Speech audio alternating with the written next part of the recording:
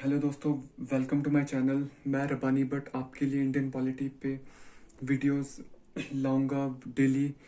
पहले तो आपके रिव्यूज़ चेक करूंगा और आज का मेरा जो टॉपिक है वो शेड्यूल्स है।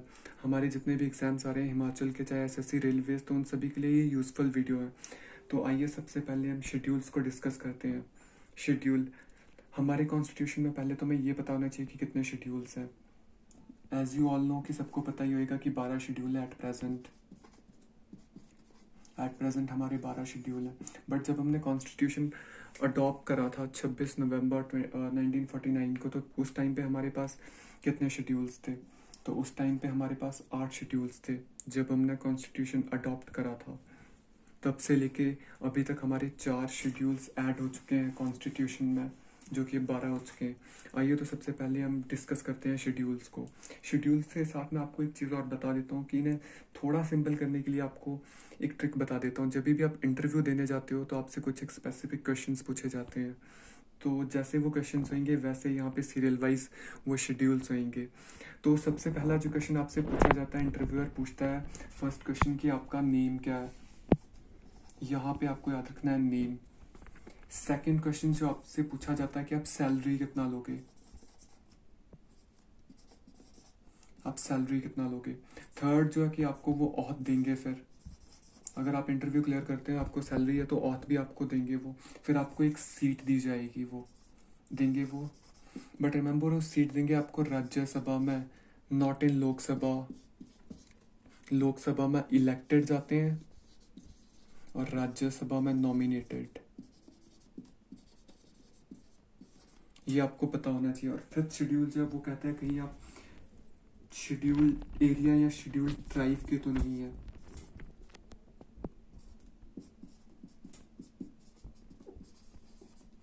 और जो छठा वो पूछेंगे क्वेश्चन, कहीं आप स्पेशल स्टेटस तो नहीं है आपके पास। स्पेशल स्टेटस ये बहुत ही ज़रूरी है क्योंकि इसमें अभी एक रिसेंटली एक एरिया ऐड करा गया है। स्पेशल स्टेटस में आपको पता होना चाहिए कि इंडिया के कुछ एक स्टेट है, जैसे कि जस्ट लाइक असम, मिजोरम, मेघालय, त्रिपुरा। ये हमारे पास 2020 तक तो थे, बट जैन 2020 में गवर्नमेंट ऑफ इंडिया ने, सेंट्रल गवर्नमेंट ने एक और जगह को यहाँ पे ऐड करा है, वो है लद्दाख यूटी। ये क्वेश्चन आप स्टार मार्क कर लो कि कहीं ना कहीं तो ये पूछ ही लेंगे। जो सिक्स शेड्यूल में ऐड करा है वो है लद्दाख। पहले सिर्फ असम, मिजोरम, मेघालय, त्रिपुरा थे, बट अभी इन्होंने ऐड करा है लद्दाख को। तो अब आपको देखना कि फर्स्ट जो नेम था, name of state and UT. Second question में आपको याद रखना है कि सैलरी की जब बात करें तो वो सैलरी करेंगे प्रेसिडेंट, गवर्नर, सुप्रीम कोर्ट के जजेस, सीजीआई, हाई कोर्ट के जजेस, अटॉर्नी जनरल, कैग वगैरह सभी की सैलरीज आएंगी। अब हमारा जो थर्ड है वो ऑथ है। सेकंड शेड्यूल में जितने भी सैलरी ले रहे हैं वो थर्ड शेड्यूल में आकर के ऑथ भी लेंगे। फोर्थ शेड्यूल आपको बता दिया है कि seats in Rajya Sabha, not in Lok Sabha. फिर वो आता है आपका फिफ्थ शेड्यूल, शेड्यूल कास्ट और शेड्यूल ट्राइब के तो नहीं हो आप। फिर सिक्स आता है आपका शेड्यूल, वो है स्पेशल स्टेटस। कहीं आप असम, मिजोरम, मेघालय, त्रिपुरा और लद्दाख के तो नहीं है क्योंकि इनके पास स्पेशल स्टेटस पड़ा है। और आइए अब हम चलते हैं सेवेंथ शेड्यूल की तरफ। अब आते हैं हम सेवेंथ शेड्यूल पे। सेवेंथ शेड्यूल जो कि है function between union and state. इसमें हमारे पास 3 लिस्टें आती हैं। फर्स्टली आती है union list, second one is state list, third one is most important, that is concurrent list. कई बार इनसे क्वेश्चन पूछ लिया जाता है।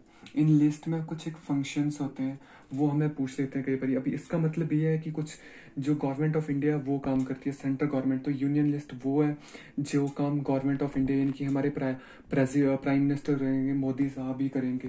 फिर आता है स्टेट लिस्ट, जो हमारे सीएम्स वगैरह होते हैं। तो वो जो काम करेंगे वो स्टेट लिस्ट में आते हैं। ये जो बचे फिर कॉन्करेंट लिस्ट, कुछ एक काम जो सेंट्रल गवर्नमेंट और स्टेट गवर्नमेंट मिल करके करते हैं उसे हम कॉन्करेंट लिस्ट करते हैं। और इसमें कुछ एक फंक्शंस होते हैं। फंक्शंस है एक तो एट प्रेजेंट है, जो अभी हमारे पास एट प्रेजेंट में है। यूनियन गवर्नमेंट जो है अभी 100 है इसके फंक्शंस। फिर आते हैं हम स्टेट के अभी इस टाइम पे एट प्रेजेंट 61 है। और कॉन्करेंट की अगर मैं बात करूं तो कॉन्करेंट के 51 है, 52 है सॉरी। बट एट ओरिजिनली जब हमने कॉन्स्टिट्यूशन अडॉप्ट करा था उस टाइम पे यूनियन के पास जो फंक्शंस थे वो 97 थे, स्टेट के पास 66 थे, और कॉन्करेंट जो अभी हमारे पास इसमें 47 थे। और कई बार यहाँ से क्वेश्चन पूछ लिया जाता है फंक्शंस कि यूनियन के कितने थे, ओरिजिनल कितने थे, एट प्रेजेंट कितने थे। ये सब हमारा हो गया 7th शेड्यूल। अब आते हैं हम 8th शेड्यूल पे। हमारे पास बोर्ड छोटा है इस करके हमें थोड़ा रफ करने में प्रॉब्लम्स हो रही है। अब आते हैं हम 8th शेड्यूल पे जो कि ऑफिशियल लैंग्वेजेस हैं। ऑफिशियल लैंग्वेजेस, पहले तो हमें पता होना चाहिए कि हमारी ऑफिशियल लैंग्वेजेस कितनी है। इंडिया में ऑफिशियल लैंग्वेजेस 22 हैं, 22 है। बट जब हमने कॉन्स्टिट्यूशन अडॉप्ट करा था तो उस टाइम पे 26 नवंबर 1949, तो उस टाइम पे हमारे पास जो अडॉप्ट करी थी लैंग्वेजेस, उस टाइम पे हमारे पास 14 ही लैंग्वेजेस थी। बट हमने इम्प्लीमेंट जो लेटर ऑन करा था 26 जनवरी 1950 को करा था कॉन्स्टिट्यूशन को, तो 14 लैंग्वेजेस तो हमारे पास हैं। बट जो क्वेश्चन पूछता है पब्लिक सर्विस कमीशन या फिर यूपीएससी, वो पूछता है कि 15th 16th 17th 18th और अप टू 22 तक हमने कौन सी लैंग्वेज कब ऐड करी, कब अमेंड करा, जो भी है तो वो अभी मैं आपको बता देता हूँ। 15th लैंग्वेज, पहले तो आते हैं 15th लैंग्वेज पे। 15th लैंग्वेज जो है वो सिंधी है। मोस्टली ये बोली जाती है सिंध की तरफ ही, अब ये पाकिस्तान में है। और सिंधी को हमने ऐड करा था 21st अमेंडमेंट। ये जरूरी है कौन सी अमेंडमेंट है और कब अडॉप्ट करा था, तो ये था 1967 में। फिर आते हैं हम 16th 17th and 18th, that is Konkani, Nepali and Manipuri. ये 3 लैंग्वेजेस हमने अडॉप्ट करी थी 71st अमेंडमेंट 1992 में। ये क्वेश्चन कई बार पूछा जाता है कि 21st अमेंडमेंट में जो कि 1992 में हुई थी उसमें हमने कौन कौन सी 3 लैंग्वेजेस अडॉप्ट करी थी, तो ये है कोंकणी, नेपाली और मणिपुरी। अब आते हैं 19th 20th 21st and 22nd। ये लैंग्वेजेस है हमारे पास Sainthli, monthly, बूडो and Dogri. Himachal administration का एग्जाम हुआ था 2017 में, उसमें ये क्वेश्चन पूछा गया था कि सैंथली, मैंथली, बूडो, डोगरी को कब हमने अडॉप्ट करा था। तो आपको ये याद रखना है कि 92nd अमेंडमेंट 2003 में हमने सैंथली, मैंथली, बूडो, डोगरी को अडॉप्ट करा था। ये हमारी 22 लैंग्वेजेस है। मैंने आपको बता दिया कौन सी अमेंडमेंट में कौन सी लैंग्वेज आई है। बट ये 92nd से आपको याद रखना है कुछ एक लैंग्वेजेस। बूडो ये असम में बोली जाती है। डोगरी जो जम्मू एंड कश्मीर में बोली जाती है। मैंथली यूपी, झारखंड, बिहार में मोस्टली बोली जाती है। और सैंथली जो है ये भी यूपी और कुछ एक ईस्टर्न पार्ट्स में बोली जाती है। अभी हम चलते हैं 9th पार्ट की और 9th शेड्यूल की तरफ। रुक जरा, अभी हम आते हैं 9th शेड्यूल की तरफ। 9th शेड्यूल बहुत इंपॉर्टेंट है क्योंकि ये जो है हमारी जमींदारी सिस्टम के रिलेटेड है। जमींदारी सिस्टम और लैंड रिफॉर्म। कुछ एक इंग्लिश मीडियम के तो उन्हें पता नहीं चले, तो इसलिए हमने लैंड रिफॉर्म भी मेंशन कर दिया। और 9th शेड्यूल, इससे आपको और भी याद रखना एक चीज की जमींदारी सिस्टम हमने कब अडॉप्ट करा था। तो इंडिया की जो सबसे पहली फर्स्ट अमेंडमेंट थी, फर्स्ट अमेंडमेंट 1951 में हुई थी। वो जो हुई थी 1951 में अमेंडमेंट, वो जमींदारी को रिलेटेड, जमींदारी के रिलेटेड हुई थी और जमींदारी पे ही हुई थी। ये आपको पता होना चाहिए। तो अमेंडमेंट कब हुई थी, अगर हुई थी तो किस पे हुई थी, ये दोनों चीज़ें आपको पता चल गई। और ये भी पता चल गया कि 9th शेड्यूल जो है वो जमींदारी से रिलेटेड है। अब आते हैं हम 10th शेड्यूल पे। 10th शेड्यूल जो कि है anti defection law. Anti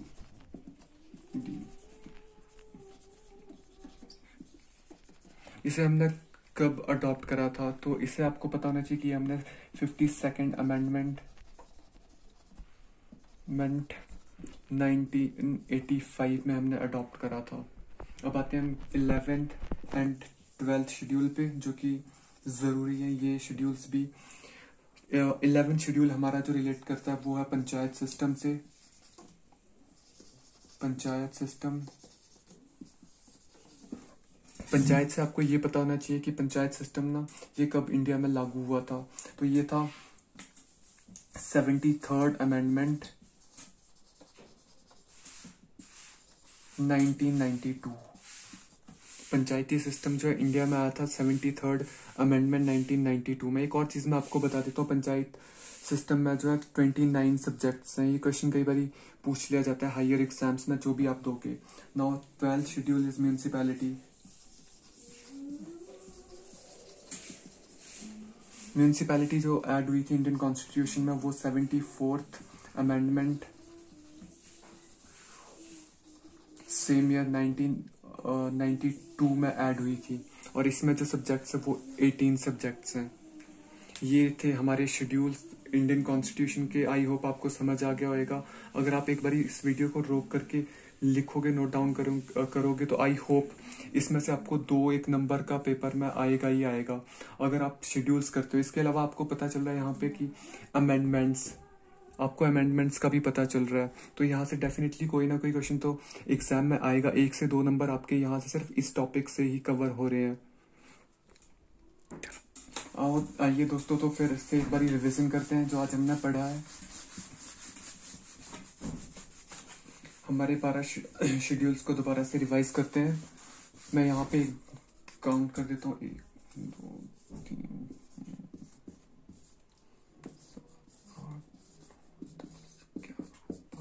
first schedule आपको पता होना चाहिए कि name of state and UT. Second, salary कितना लोगे, सैलरी मिल रही है तो आपको वो ऑथ भी देंगे। ऑथ मिल रही है तो आपके पास क्या आ रही है, सीट आ रही है। सीट आ रही है आपके पास राज्यसभा में। फिर वो पूछेंगे कहीं SC ST ट्राइब, ये तो नहीं, आप SC या ST। 6 पे उनको याद आएगा आपके पास स्पेशल स्टेटस तो नहीं है।